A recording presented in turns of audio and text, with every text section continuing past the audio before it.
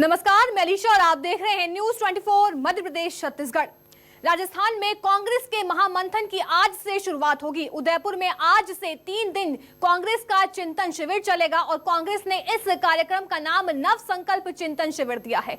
सोनिया गांधी और राहुल गांधी समेत पार्टी के तमाम बड़े नेता कार्यक्रम में शामिल होंगे। बड़ी और अहम जानकारी बता रहे हैं, जहां खबर है कि आने वाले चुनावों के लिए कांग्रेस चर्चा करेगी। आज से राजस्थान में 3 दिन का चिंतन शिविर का आयोजन किया गया है, जिसका नाम नव संकल्प दिया गया है, जिसमें सोनिया गांधी और राहुल गांधी समेत पार्टी के तमाम बड़े नेता कार्यक्रम में शामिल होंगे। खबर है कि आने वाले चुनावों के लिए कांग्रेस इसमें चर्चा करेगी। चुनावों की रणनीति पर कांग्रेस चर्चा करेगी। राजस्थान में कांग्रेस के महामंथन की आज से शुरुआत होगी। उदयपुर में आज से 3 दिन कांग्रेस का चिंतन शिविर चलेगा।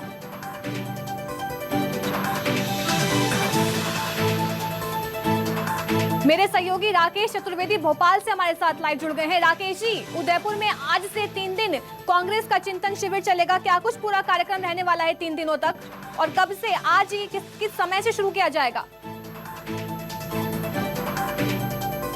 देखिए अलीशा, चिंतन शिविर की बात करें कांग्रेस की, तो कांग्रेस में जिस तरह से अंदरूनी खींचतान मची हुई है और जो सीधे तौर पर कांग्रेस का फोकस है आने वाले तमाम राज्यों के चुनाव और मिशन 2024, ये वो मुख्य रूप से विषय हैं जिनको लेकर 3 दिन तक लगातार पार्टी के दिग्गज नेता, जिसमें सोनिया गांधी, राहुल गांधी के साथ जो रणनीतिकार हैं, कमलनाथ जैसे तमाम जो बड़े नेता हैं, वो शामिल होंगे। मध्य प्रदेश के लिहाज से बात करें तो ये चिंतन शिविर काफ़ी अहम है, क्योंकि 2023 में मध्य प्रदेश में विधानसभा चुनाव हैं। और कमलनाथ की बात करें, कमलनाथ राष्ट्रीय स्तर पर पार्टी की जो तमाम फैसले होते हैं उसमें उनका जो अभिमत है, उनका जो मत है, वो महत्वपूर्ण रहता है। तो इस लिहाज से करें कि मध्य प्रदेश के लिहाज से भी ये चिंतन शिविर है काफ़ी अहम रहने वाला है। कमलनाथ इसमें 2023 में मध्य प्रदेश की किस तरह से प्लानिंग हो सकती है, इसके साथ ही मध्य प्रदेश के पड़ोसी राज्यों में जो चुनाव हैं वहाँ पर कांग्रेस की क्या रणनीति हो, इस पर जो अपना अभिमत देंगे। इसके साथ ही जो पार्टी की बात करें, आने वाले समय में पार्टी के जो राष्ट्रीय अध्यक्ष के चुनाव भी होना है। पार्टी के जो तमाम अलग अलग ध्रुव बटे हुए हैं उनको एकजुट लाने के लिए और पार्टी के समीकरण ठीक करने के लिए इस पर मुख्य रूप से फोकस किया जाएगा। साथ ही 2024 में कांग्रेस की रणनीति क्या रहेगी। जिस तरह से कहा जा रहा है कि कांग्रेस को तमाम जो विपक्षी दलों के साथ एक बार फिर महागठबंधन बनाना चाहिए। अब ये गठबंधन बनेगा या नहीं बनेगा, ये गठबंधन कितना कारगर साबित होगा, ये विषय भी इस चिंतन शिविर में रहेगा। कुल मिलाकर हम बात करें कांग्रेस की जो भविष्य की योजनाएं हैं, भविष्य की प्लानिंग है, और जिस तरह से पूरे देश में हार्डकोर हिंदुत्व चल पड़ा है, ऐसे में कांग्रेस मध्य प्रदेश में जरूर सॉफ्ट हिंदुत्व की ओर है, लेकिन क्या पूरे देश में इस दिशा में आगे बढ़ेगी, ये विषय भी है जो कि कांग्रेस के लिए सबसे अहम रहेगा। एमपी में 2023 विधानसभा चुनाव है और 2024 में लोकसभा चुनाव है, तो कांग्रेस किस दमखम के साथ उतर सकती है चुनावों में? क्या कुछ रणनीति बना सकती है, किन योजनाओं पर चर्चा हो सकती है शिविर में? दरअसल चिंतन शिविर की बात करें, इसमें जो अलग अलग सत्र हैं और हर सत्र का जो विषय है वो अलग है। इसमें पार्टी की आगामी जो कार्यक्रम है, आगामी रणनीति है, और मध्य प्रदेश सहित जो पड़ोसी राज्य हैं और देश की जो 2024 में चुनाव हैं, ये जो तमाम विषय हैं, इसमें हर विषय को लेकर मंथन होगा। कांग्रेस का वर्तमान में जो फोकस इस बात को लेकर है, कांग्रेस को डर ये है, ये भी डर है कि टिकट वितरण के बाद या फिर जो है विधायक चुने जाने के बाद नेता पार्टी का साथ छोड़ देते हैं, और इसके लिए जो कांग्रेस है लगातार प्रशिक्षण शिविर चला रही है, जिसमें कांग्रेस की रीति नीति से जोड़ने के लिए जो कार्यकर्ता हैं, पदाधिकारी हैं, चाहे विधायक हों या फिर जिन राज्यों में मंत्री हैं, वहाँ की सरकार है, उनको एक प्रशिक्षण दिया जा रहा है कि कांग्रेस से आखिरकार क्यों, क्या रणनीति है, विचारधारा क्या है, और इस विचारधारा से जुड़े रहने का महत्व क्या है। ये तमाम विषय फिलहाल वर्तमान में चल रहे हैं। तो कांग्रेस का जो फोकस है हर एक दिशा की ओर है, और जो चिंतन शिविर है इसमें हर एक पहलू पर, हर एक विषय पर फोकस इस बात को लेकर रहेगा कि कांग्रेस के कभी जो मेन जो हाईकमान के स्तर के वो नेता है वो भी मुखर हो जाते हैं, और मुखर हो जाते हैं पार्टी की गाइडलाइन से, हटकर, तो पार्टी की जो गाइडलाइन है उसको लेकर भी मंथन होगा। यानी कह सकते हैं कि जो 3 दिनी जो शिविर है, इस शिविर में हर स्तर पर मंथन होगा और न सिर्फ मंथन होगा बल्कि कई फैसले भी लिए जाएंगे। मध्य प्रदेश के लिहाज से ये जो है शिविर काफी महत्वपूर्ण माना जा रहा है, क्योंकि कांग्रेस मध्य प्रदेश में 2023 के चुनाव में जुट चुकी है और इसके साथ ही कांग्रेस ने लगे हाथ दो बड़ी घोषणाएं भी कर दी हैं। एक तो ये कि मध्य प्रदेश में यदि कांग्रेस सत्ता में आती 2023 में तो किसानों का कर्जा माफ किया जाएगा। हालांकि ये 2018 की घोषणा है, इसको नए सिरे से फिर वचन पत्र में कांग्रेस लेकर आएगी। इसके साथ ही पूरे देश में पुरानी पेंशन बहाली को लेकर एक मुहिम चली है। कांग्रेस शासित राज्य है, वहां पर कुछ राज्यों में लागू कर दी गई है। मध्य प्रदेश में भी क्या पूरे देश के तमाम जो ऐसे राज्य हैं जहां पर कि कांग्रेस की सरकारें हैं, क्या इस पुरानी पेंशन बहाली जो प्लानिंग है, योजना है, वहां पर इसका ऐलान किया जाएगा? इस विषय पर भी इस मंथन में, इस शिविर में चर्चा होने के आसार हैं। जी बिल्कुल, इस पूरे 3 दिन के कार्यक्रम में सोनिया गांधी और राहुल गांधी शामिल होंगे। राकेश जी हमारे साथ बने रहिए, आगे भी आपसे खबरों पर लगातार अपडेट हम लेते रहेंगे। एमपी में बीजेपी का मिशन 2023 शुरू हो चुका है। चुनावी मोड पर एमपी बीजेपी आ चुकी है और आज प्रदेश भर में बीजेपी प्रेस कॉन्फ्रेंस करने वाली है। ओबीसी आरक्षण मामले को लेकर प्रेस कॉन्फ्रेंस की जाएगी। मंत्री विधायकों से लेकर बड़े नेता प्रेस कॉन्फ्रेंस में शामिल होंगे, वो प्रेस कॉन्फ्रेंस करेंगे। बता दें, ओबीसी आरक्षण को लेकर जमीनी माहौल बनाने की तैयारी की जाएगी।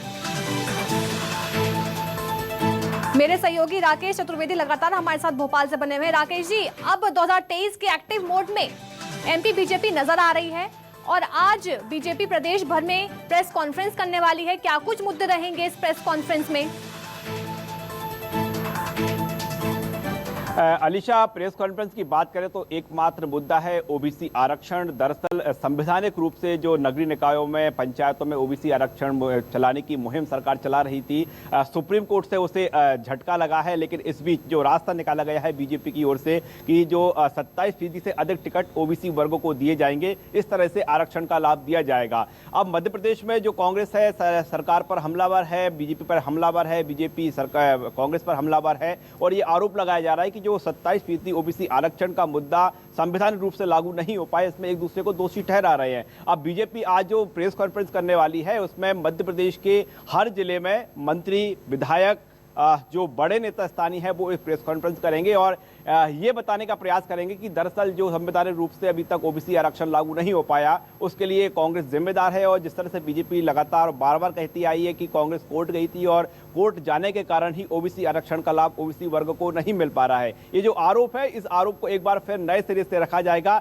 इसके साथ ही बीजेपी जिलों में जाकर ये भी बताने का प्रयास करेगी कि जो ओबीसी वर्ग का हित है उसको लेकर पार्टी चिंतित है और पार्टी ने यह फैसला लिया है कि जब टिकट वितरण होगा तो उसी आधार पर होगा जिस आधार पर ओबीसी आरक्षण लागू होता। यानी ऐसी सीटें, ऐसे इलाके, ऐसे वार्ड जहां पर की ओबीसी बाहुल जनसंख्या है, वहां पर ओबीसी बाहुल मतदाता है, तो वहां पर ओबीसी वर्ग को ही टिकट दिया जाएगा, चाहे वो जनरल कास्ट की वहां पर जो क्षेत्र है, इलाका क्यों ना हो। तो ये जो चुनाव से पहले कह सकते हैं कि एक माहौल मध्य प्रदेश में बनाया जा रहा है और ये बताने का प्रयास किया जा रहा है, क्योंकि हम बात करें मध्य प्रदेश में ओबीसी वर्ग है वो हल्ला बोल की उसने ऐलान कर दिया है 21 मई को समूचे मध्य प्रदेश में ओबीसी महासभा के साथ ओबीसी वर्ग के तमाम जो बड़े संगठन हैं उन्होंने मध्य प्रदेश बंद का आह्वान किया है। उससे पहले कि हम ये जो आहट सुनाई दी है उस आहट से पहले इस आहट को कैसे रोका जाए, हम कह सकते हैं उसकी कवायद है। और बीजेपी तमाम जिलों में, मध्य प्रदेश के सभी 52 जिलों में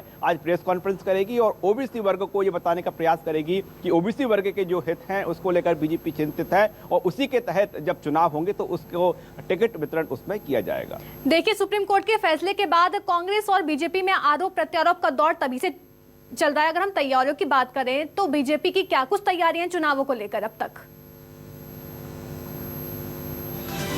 सीधे तौर पर कह सकते हैं कि बीजेपी हो या कांग्रेस हो, दोनों ही दल पूरी तरह से चुनावी बोर्ड हैं। बैठकों का जो दौर है लगातार जारी है और जिस तरह से जो संकेत मिल रहे हैं मध्य प्रदेश राज्य निर्वाचन आयोग की ओर से कि कभी भी मध्य प्रदेश में चुनाव की घोषणा हो सकती है, जो सूत्र बता रहे हैं पंचायत चुनाव से पहले नगरीय निकाय चुनाव की घोषणा होगी। जिस तरह से कल दिन भर बीजेपी में बैठकों का दौर चला, मुख्यमंत्री शिवराज सिंह चौहान, बीडी शर्मा जो बीजेपी के प्रदेश अध्यक्ष हैं उनके बीच बैठक का दौर चला। हम राज्य निर्वाचन आयोग में बात करें तो वहाँ भी जो मुख्य जो राज्य निर्वाचन आयोग के आयुक्त है बीपी सिंह, वो भी अलग अलग बड़े अफसरों से, डीजीपी के साथ और जो है मध्य प्रदेश के तमाम कलेक्टरों के साथ उन्होंने कल संवाद किया है।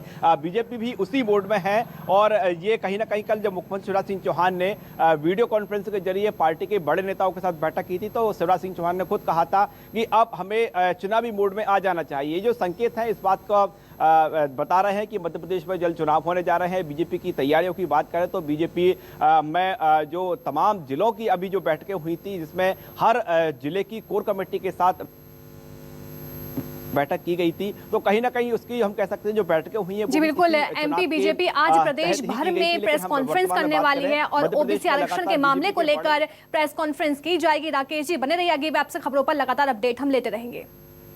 अब इंदौर में एमपी स्टार्टअप कॉन्क्लेव 2022 की शुरुआत होगी। एमपी पीएम मोदी आज स्टार्टअप नीति और पोर्टल की शुरुआत करेंगे। 3 सत्रों में होने वाले कॉन्क्लेव में पीएम मोदी वर्चुअली जुड़ेंगे। बता दें शाम 6:30 बजे पीएम कॉन्क्लेव को संबोधित भी करेंगे। मेरे सहयोगी राकेश लगातार हमारे साथ बने हुए हैं। राकेश जी, इंदौर में अब स्टार्टअप कॉन्क्लेव 2022 की शुरुआत होगी, क्या कुछ कार्यक्रम रहने वाले हैं, क्योंकि खुद पीएम मोदी इस पूरे कार्यक्रम से वर्चुअली जुड़ेंगे?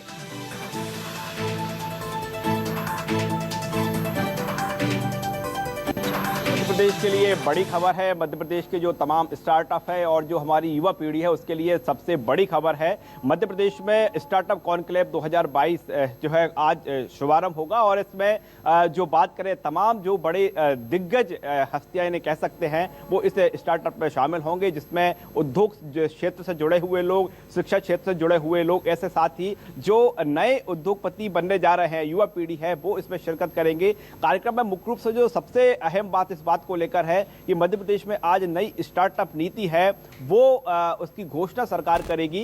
सरकार ने जो पॉलिसी तमाम तैयार की है और इस नई हम योजना की बात करें, नई स्टार्टअप नीति की बात करें तो इस नीति में इस तरह के प्रावधान करने की बात कही जा रही है ताकि लोगों को सरलता से उद्योग स्थापित करने में उसका सरलीकरण किया जा सके, मध्य प्रदेश के अधिक से अधिक लोगों को जो है उसका लाभ मिल सके, मध्य प्रदेश के अधिक से अधिक लोग अपना उद्योग स्थापित कर सके, इसके साथ ही उनको सरकारी सहायता भी मिल सके। यानी सब्सिडी की जो बात है, सब्सिडी की जो बात कही जाती है, तो नई जो स्टार्टअप आज पॉलिसी जारी होने वाली है उसमें इसका जो है इसका पूरा जो है लॉन्च की जाएगी। इसके साथ ही जो आज सबसे बड़ी बात है कि इसके 3 सत्र होंगे और अंतिम जो सत्र है उसमें देश के प्रधानमंत्री नरेंद्र मोदी शामिल होंगे। शाम 6 बजे नरेंद्र मोदी वर्चुअल जुड़कर मध्य प्रदेश की जो नई स्टार्टअप्स हैं, मध्य प्रदेश की जो नई प्लानिंग्स हैं, नई योजना है, उसको संबोधित करेंगे। जी बिल्कुल, बहुत बहुत शुक्रिया राकेश जी हमें तमाम जानकारी देने के लिए। अब ओबीसी आरक्षण से जुड़ी बड़ी खबर आपको बता दें कि कोर्ट में मॉडिफिकेशन याचिका दाखिल करेगी सरकार। आज कोर्ट में याचिका दाखिल शिवराज सरकार करने वाली है। याचिका दाखिल करने के लिए सरकार की तैयारियां पूरी हो चुकी हैं और दिल्ली में सॉलिसिटर जनरल से सीएम शिवराज सिंह चौहान मिले थे। कोर्ट में मॉडिफिकेशन याचिका दाखिल करेगी शिवराज सरकार। आज सुप्रीम कोर्ट में याचिका दाखिल की जाएगी। बता दें कल सॉलिसिटर जनरल से सीएम शिवराज सिंह चौहान मिले थे और याचिका दाखिल करने के लिए सरकार ने अपनी तैयारियां पूरी कर ली हैं।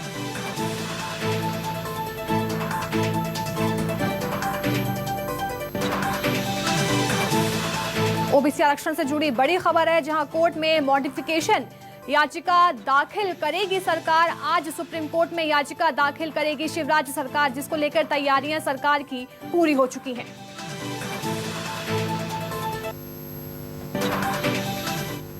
अब एमपी पंचायत चुनाव से जुड़ी बड़ी खबर बता दें, जहां पंचायत चुनाव को लेकर राज्य निर्वाचन आयोग का बड़ा फैसला सामने आया है। बैलेट पेपर से पंचायत चुनाव होंगे तो वहीं ईवीएम से नगरीय निकाय चुनाव करवाए जाएंगे। न्यूज़ 24 मध्य प्रदेश छत्तीसगढ़ से बोले निर्वाचन आयोग वीपी सिंह। बड़ी और अहम जानकारी पंचायत चुनाव से जुड़ी बड़ी खबर बता रहे हैं न्यूज़ 24 मध्य प्रदेश छत्तीसगढ़ से निर्वाचन आयोग वीपी सिंह ने कहा कि ईवीएम से नगरीय निकाय चुनाव किए जाएंगे और पंचायत चुनाव बैलेट पेपर से करवाए जाएंगे।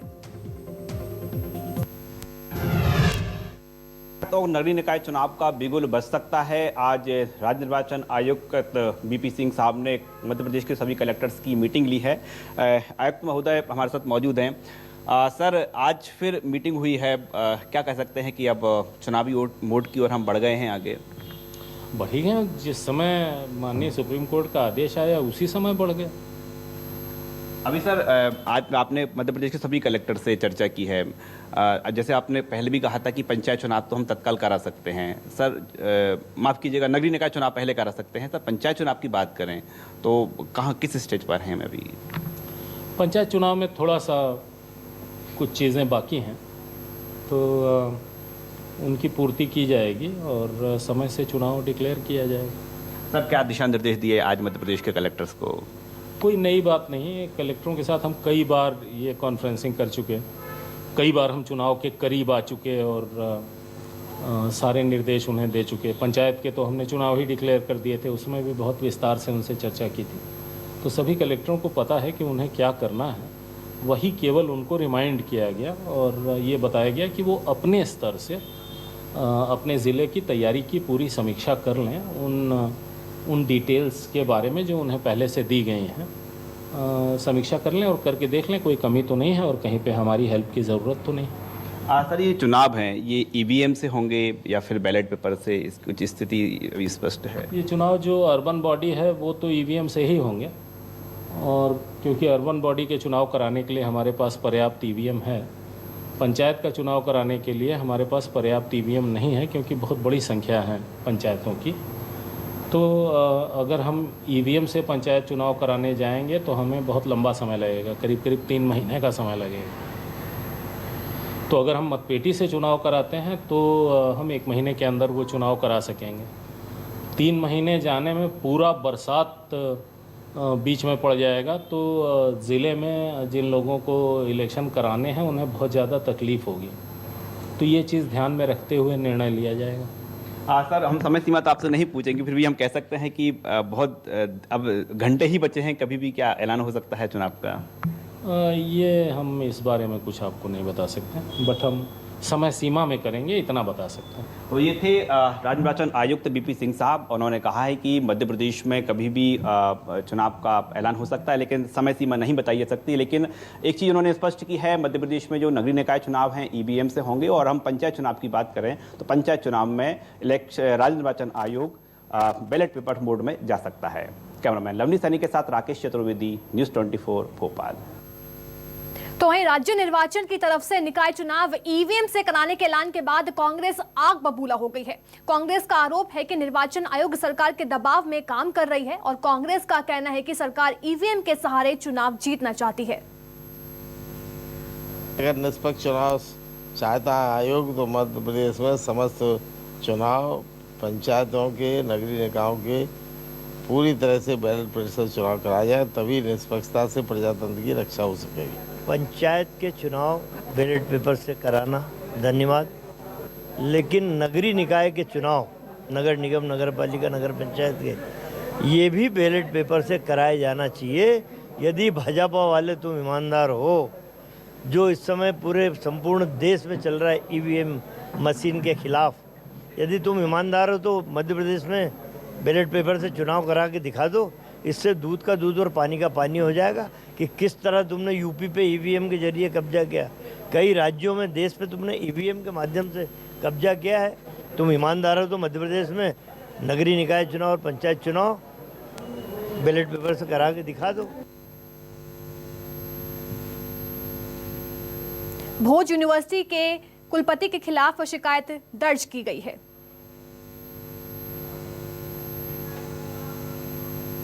अब खबर रायसेन से है, जहां शादी समारोह में हर्ष फायरिंग का वीडियो अब सोशल मीडिया पर वायरल हो रहा है। मामला सुल्तानगंज थाने के उदगा गांव का है। हर्ष फायरिंग के दौरान शादी समारोह में सनसनी फैल गई।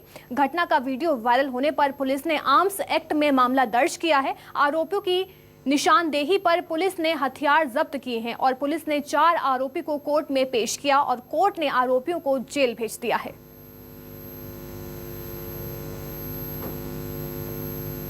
वीडियो वायरल होने पर आरोपियों पर कार्रवाई की गई है। आरोपियों को गिरफ्तार कर उन्हें जेल भेज दिया गया है। ये शादी समारोह का पूरा वीडियो है, जहां हर्ष फायरिंग देखने को मिली और ये वीडियो तेजी से सोशल मीडिया पर वायरल हो गया।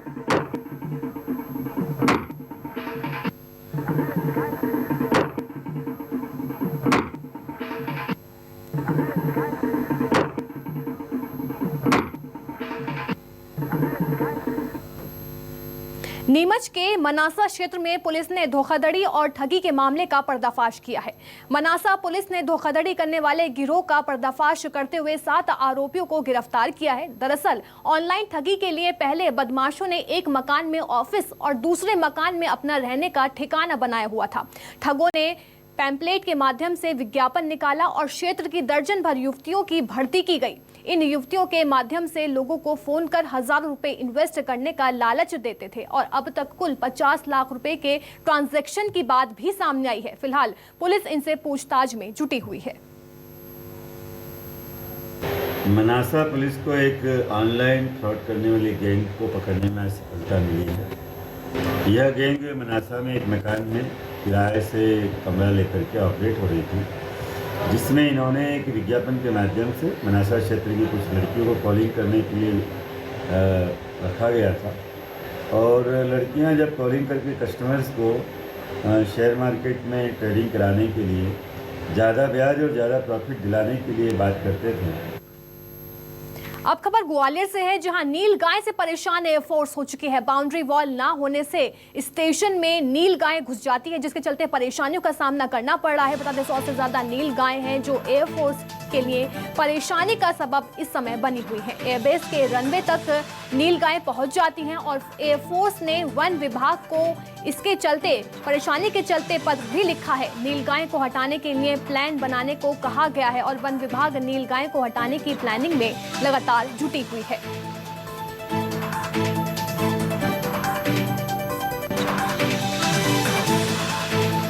एयरफोर्स ने वन विभाग को इस परेशानी के चलते पत्र भी लिखा है। नीलगाय को हटाने के लिए प्लान बनाने को कहा गया है। हालांकि वन विभाग लगातार नीलगाय की वहां से जो पूरा मंडल है उसे हटाने की तैयारियों में जुट रहा है। एक तरह से उसकी प्लानिंग पूरी की जा रही है।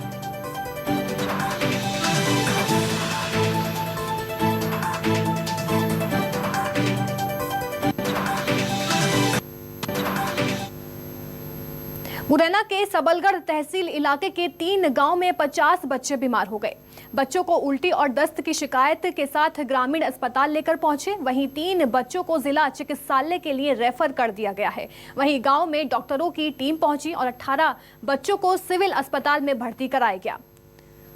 बता दें कि दंतेपुरा और चौकपुरा में 40 से 50 बच्चे गंभीर रूप से बीमार हो गए। सभी बच्चे उल्टी और दस्त से पीड़ित हैं। डॉक्टर शरद शर्मा ने बताया कि बच्चों का उपचार किया जा रहा है और डॉक्टरों की टीम खाने और पानी के सैंपल जमा कर रही है। बीमार बच्चों को गांव में भी दवाई दी जा रही है। हालांकि बीमारी होने की वजह गर्मी और फूड पॉइजनिंग हो सकती है।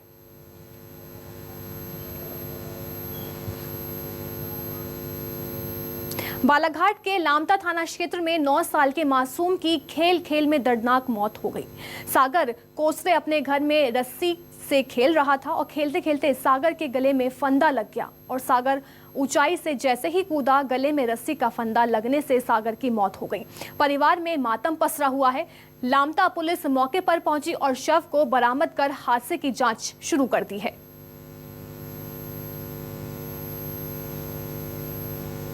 नौ साल के बच्चे की खेलने के दौरान मौत हो गई। बता रहे हैं बच्चा रस्सी से खेल रहा था, तभी रस्सी का फंदा लग गया। जैसे ही बच्चा नीचे कूदा तो वो रस्सी से लटक गया। दतिया में जल संसाधन विभाग के कार्यपालन यंत्री प्रेम कुमार और उनके बाबू को लोकायुक्त पुलिस ने 35,000 की रिश्वत लेते रंगे हाथ पकड़ा। कार्यपालन यंत्री ने ठेकेदार आशुतोष श्रीवास्तव से 5 लाख के बिल पास करने के एवज में 80,000 से ज्यादा की रिश्वत मांगी तो ठेकेदार ने लोकायुक्त ग्वालियर से संपर्क किया। ठेकेदार की शिकायत पर लोकायुक्त ने कार्यपालन यंत्री को 35,000 की रिश्वत देकर भेजा तो कार्यपालन यंत्री ने अपने बाबू के पास पैसा जमा करने को कहा। जैसे ही बाबू ने पैसे लिए, लोकायुक्त विभाग के अधिकारियों ने ऑफिस ट्रैप की कार्रवाई कर कार्यपालन यंत्री और बाबू के खिलाफ केस दर्ज कर लिया है।